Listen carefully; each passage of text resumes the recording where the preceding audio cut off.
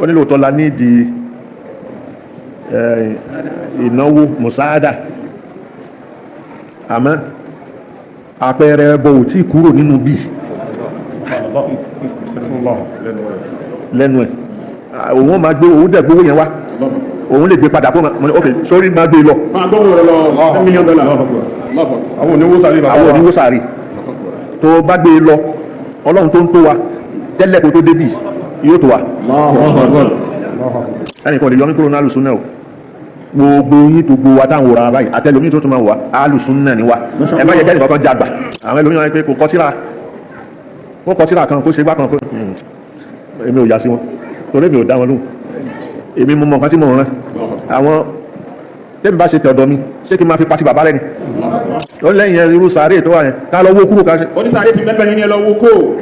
mo ní tó bá mọ bíbí ìṣe rí o ò ní sọ bẹ́ẹ̀ mo nítorí pé ilẹ̀ omi ni bíi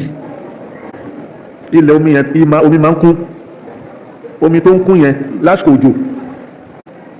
a ní fẹ́ kó kún kó máa léfò lórí sàárè àbí kó hú gàhẹ́n kí wọ́n kó máa hú sàárè jáde wọ́n ní ẹ ṣe bókù ti kú so ká sàwáì ká ṣe kíní kó wà bẹ́ẹ̀ kó máa ká lẹ́bù ẹ̀ mọ́ wá ní ìyẹn ṣe mú sọ́lá sọ́gbọ́lù wá fún lẹ́sù ìpé masari ní Egypt Imam Shafi inú mọ́ṣáláṣí ní sàárè ẹ̀wà ìyẹn kọ́ sáwọn ìyẹn wà sọ ipá àfáà kọ́ ni wọ́n àwa ni àwọn tó dé tí wọ́n fẹ́ máa ṣe tàhlílù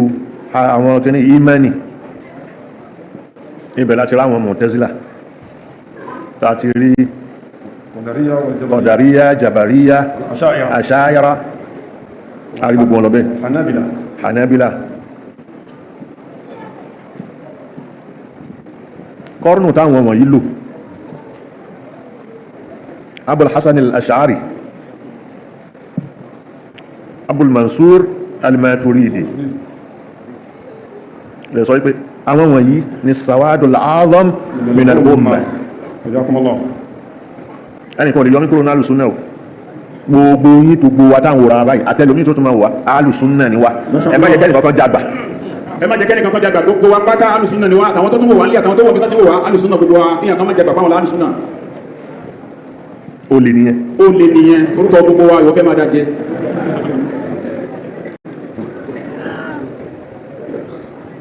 so ìwà fẹ́ jàgbà yí ọ̀pọ̀lọpọ̀ mọ̀ ìfẹ́ jàgbà yí ọ̀pọ̀lọpọ̀ mọ̀ àwọn ni wọ́n máa kọ́ra pé àwọn alùsùnà ìwọ ìṣàlùsùnà àwọn tí wọ́n já àgbà yẹn àwọn ni wọ́n ìṣàlùsùnà àwọn gan ni wọ́n ìṣàlùsùnà àwa gan lálùsùnà torí Abu Musa al-Ash'ari tàbí dání Abul Hasan al-Ash'ari Abu Musa al-Ash'ari ọmọ ẹni ni Abul Hasan yìí sahabiyun jalilun tánàbí máa ń gbọ́ ohun ẹ̀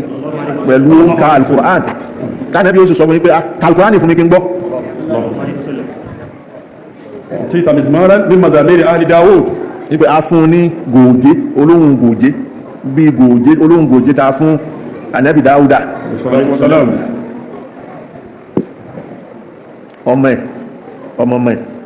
òní Abul Hasan al-Ash'ari tó ń jẹ́ Ash'ariyya táwà ń jẹ́ ọmọ ẹ̀yìn ẹ̀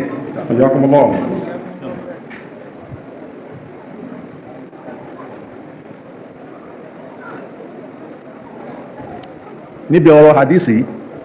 dáa ṣe kìíní mo ní òun la máa lò mo wá ṣe tíra kan mo ti ṣe tipẹ́ hadisi òun ni mo tú níbẹ̀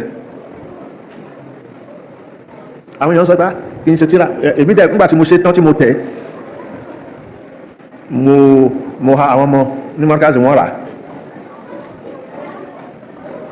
but ìgbà yẹn mo ṣẹ̀ṣẹ̀ jẹ́ Mudeerul ni so àwọn iṣẹ́ kò mo ráyè ìráyè tí mo ráyè yẹn èmi mo tẹ̀ lórí kọ̀mpútà wọ́n tó lọ gbé tẹ̀ nílé oúnjẹ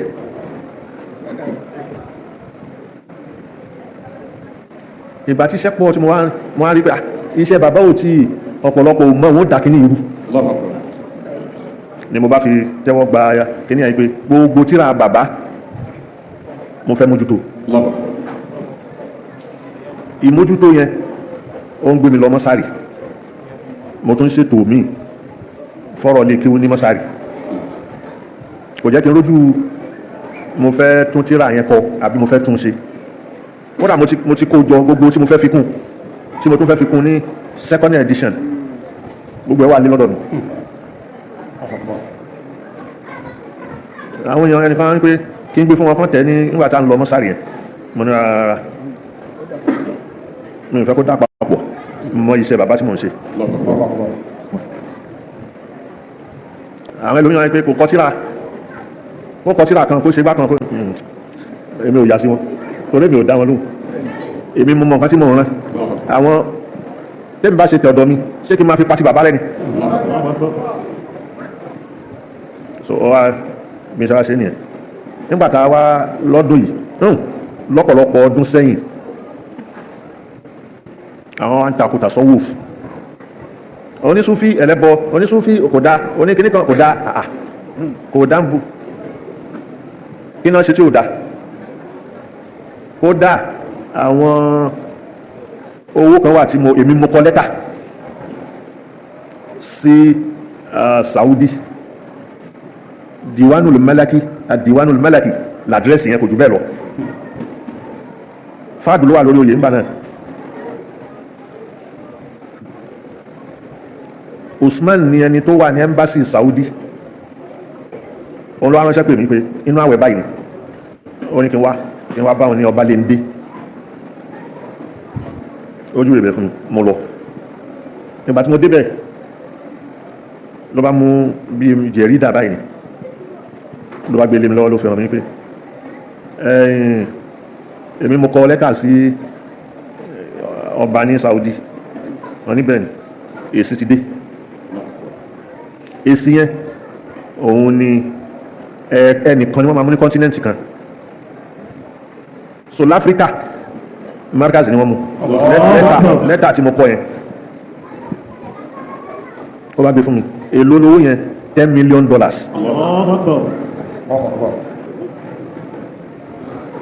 mo bá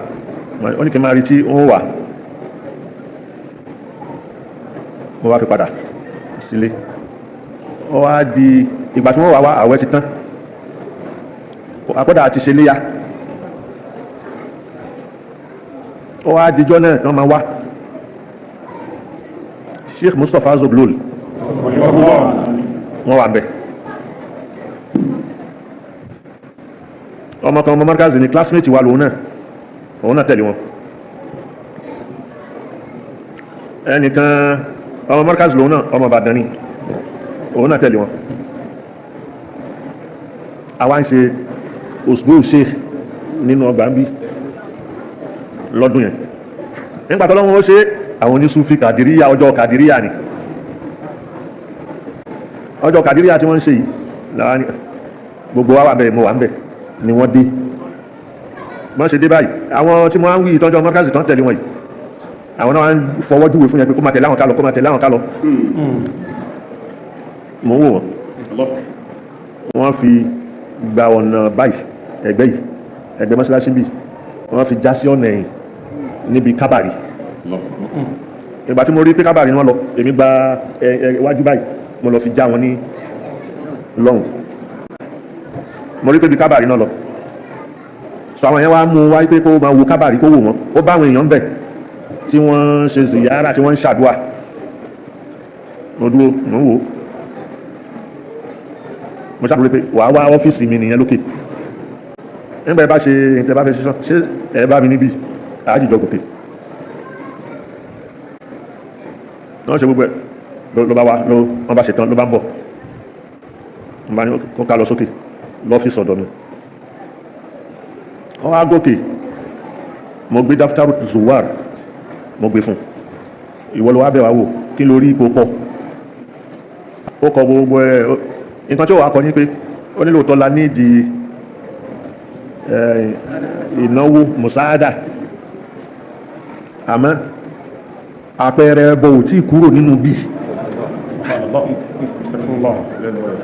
lẹ́nu ẹ̀ so àpẹẹrẹ bọ́ yẹn mo wúrà yìí nǹkan tó kọ́ rí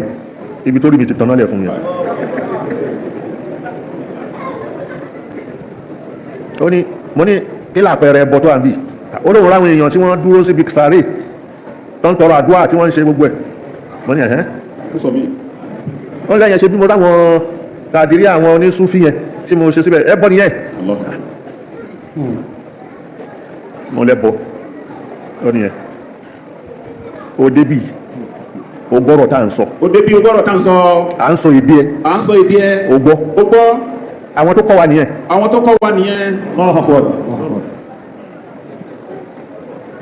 wọ́n ń ṣẹbọ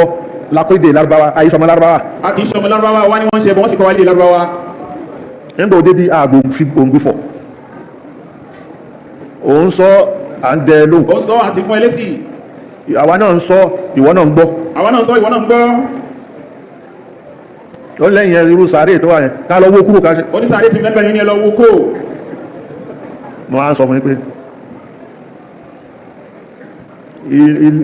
bó ṣe rí tí wọ́n kọ́lé sí yẹn èmi mo ya plan yẹn mo dẹ̀ gbé fún alájí bí ó bá kú alájí bí ó bá kú ló kọ́ bẹ́ẹ̀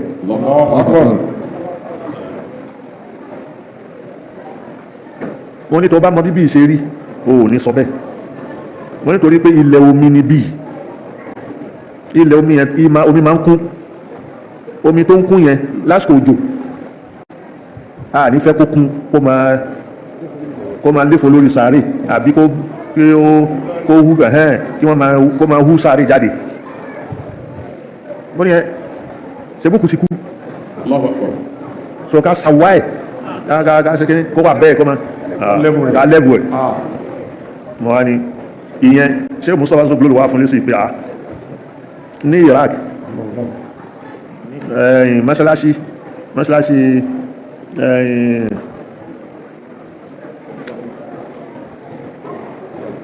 mọ́ṣáláṣí Sheikh Abdul Qadir mọ́ṣáláṣí kíni kí lọ ní onífíkí wùyọ́ alájì Imam Abu Hanifa mọ́ṣáláṣí ẹwà ń bẹ inú mọ́ṣáláṣí ni sàárì ẹwà tó sì bá sì dé Masari ní Egypt Imam Shafi inú mọ́ṣáláṣí ni sàárì ẹwà ìyẹn kọ́ sáwọn ìyẹn wà sọ ipá àfáà kọ́ ni wọ́n lónìí nǹkan tó ṣàfẹ́sọ ní pé tàbá máa ń pé lóòótọ́ a nídìí owó adẹ̀fẹ́ ṣe kíní òun máa gbé owó dẹ̀ gbówó yẹn wá òun lè gbé padà kó máa ok sórí máa gbé lọ $1 million àwọn oníwó sàárì tó bá gbé lọ ọlọ́run tó ń tó wa tẹ́lẹ̀ kó tó débì yóò tó wa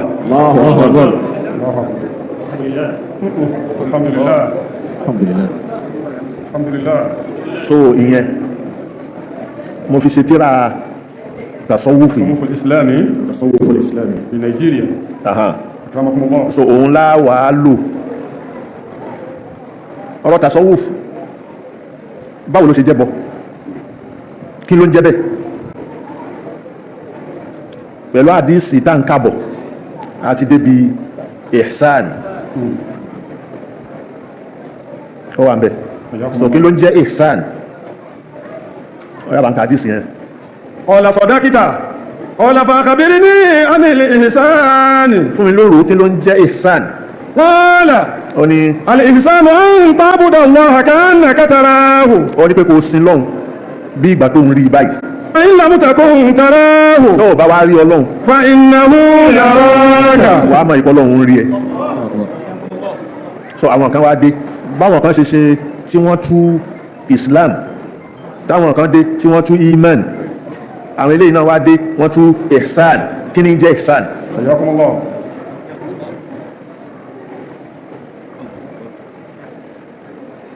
àwọn àlàyé tí mo ṣe sínú tírà yẹn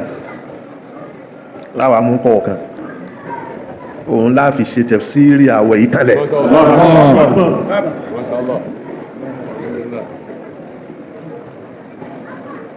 sáwọn ní súfí ẹlẹ́bọ ni wọ́n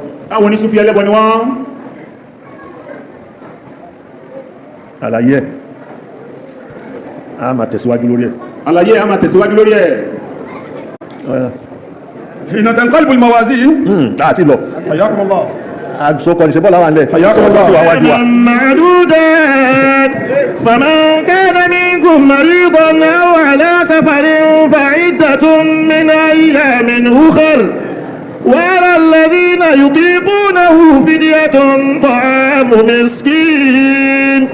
فمن تطوع خيرا فهو خير له وأن تصوموا خير لكم إن كنتم تعلمون subhanallah وبحمده سبحان الله